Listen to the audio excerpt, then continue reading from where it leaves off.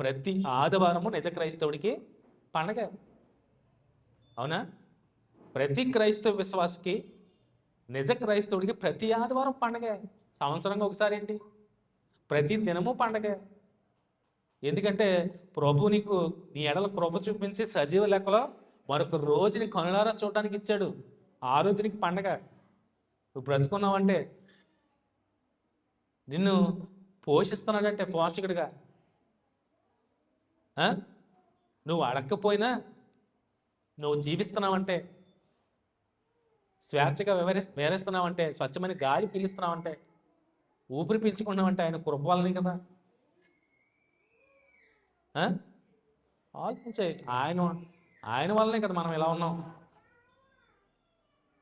So ప్రతిసారి చెప్పేది, ప్రతి ప్రభు దినం పండగే. ప్రతి క్రైస్తవుడికి మీకు సంవత్సరానికి ఒకసారి చేసుకుంటారేమో పండగ. మేము ప్రతి ఆదివారం చేస్తున్నాను. ఒకసారి అడిగినప్పుడు మీరు చేయరా క్రిస్మస్, మీరు చేయరా క్రిస్మస్ అన్నప్పుడు మేము ప్రతి ఆదివారం చేస్తామే. నేను ఇచ్చిన జవాబు అదే. నన్ను చాలామంది అడిగారు,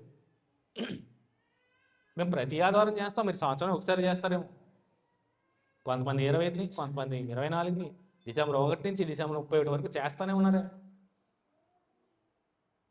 క్రిస్మస్లు చేసేవారు. క్రిస్మస్ ఆరాధనలో ఐక్యత ఎక్కడ ఉందండి? అందరూ ఒక రోజు చేస్తున్నారు. పోనీ ఐక్యత లేదే. నువ్వు ఒక రోజు చేసుకో, నేను ఒక రోజు చేసుకుంటాను.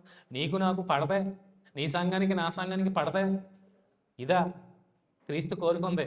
ప్రేమ కలిగి ఉండమన్నాడు. సహోదర ప్రేమ ఏమైంది?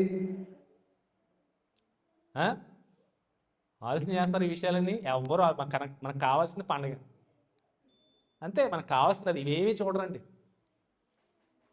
ఐక్యత ఎక్కడ ఉంది? క్రిస్మస్లో ఐక్యత లేదు. నేను 23 చేశానంటే